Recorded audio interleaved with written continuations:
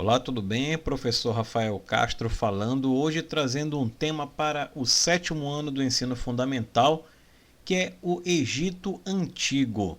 Quando nós falamos de Egito Antigo, é muito importante nós destacarmos logo desde o início que, na verdade, o Egito foi uma civilização que existiu na Antiguidade, num período chamado de Antiguidade Oriental. Por que se dá esse nome? Nós temos, na verdade, a Idade Antiga dividida em duas partes. A Antiguidade Oriental, onde nós estudamos, por exemplo, o Egito Antigo, a Mesopotâmia e outras civilizações. E temos também a outra parte da Idade Antiga, chamada Idade Antiga Clássica. Essa Idade Antiga Clássica é onde nós vamos estudar a parte de Grécia e Roma. Então aqui nós temos um mapa mostrando onde fica, não é, o Egito, que fica aqui, ó, no nordeste da África, fica aqui, ó, nordeste da África, onde fica o Egito, né, e ficava, claro, o Egito na antiguidade. Nós temos aqui um mapa mostrando justamente esse país que hoje está no norte da África, nordeste da África, não é?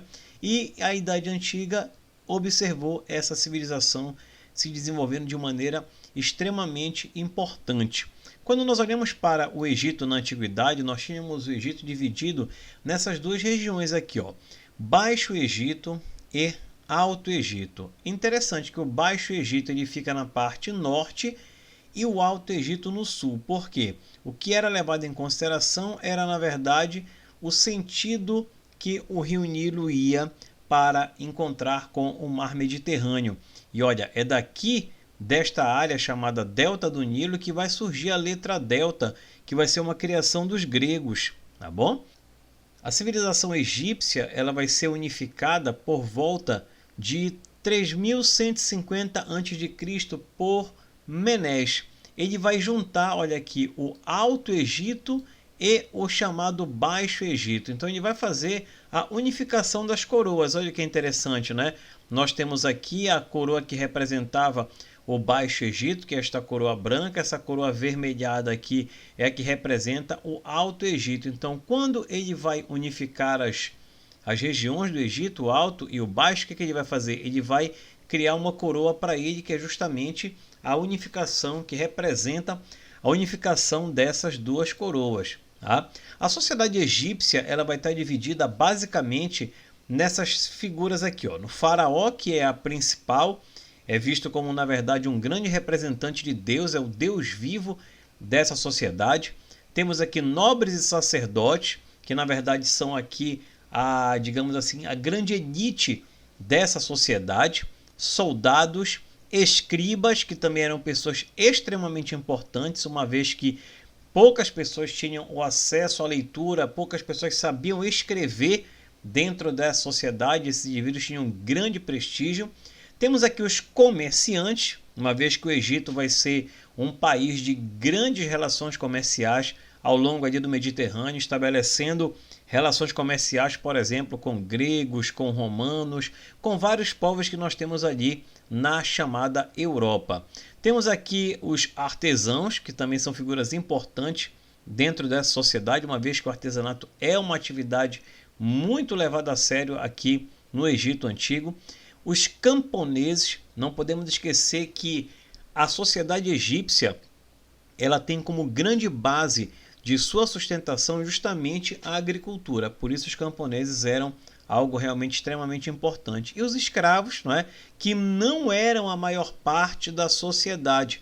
Olha o que é interessante, a maior parte da sociedade egípcia era formada, na verdade, pelos camponeses. Não é? Muito interessante esse aspecto a observar. Quando nós olhamos para o rio Nilo dentro dessa sociedade, nós vamos ver que o Nilo era algo extremamente importante. Então, os egípcios na antiguidade, eles buscaram justamente se adequar ao rio Nilo. Se adequar a quê? As cheias e as secas do rio Nilo. Então, a vida na sociedade egípcia, ela era muito organizada, ela era muito ditada pela situação do rio Nilo.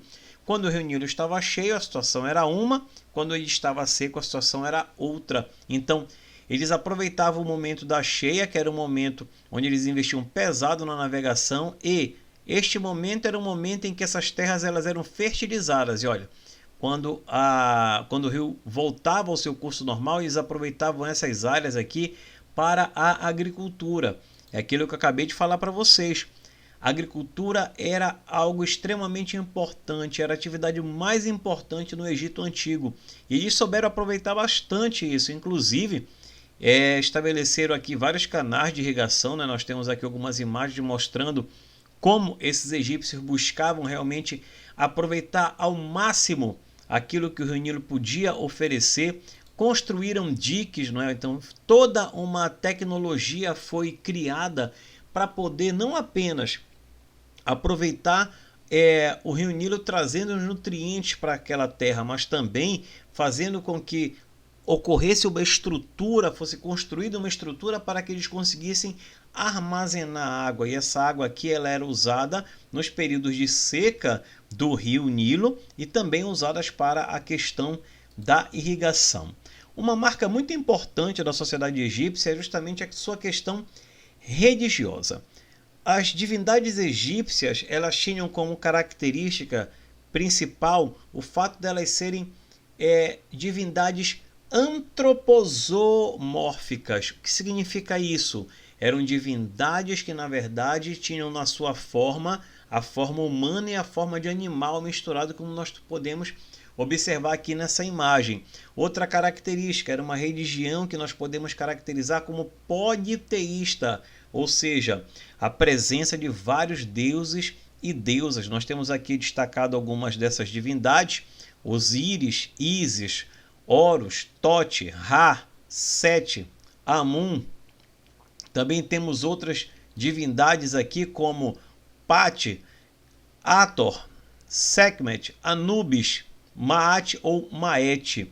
É muito importante nós destacarmos que os egípcios eles davam uma grande importância para a vida após a morte. Como seria essa vida após a morte?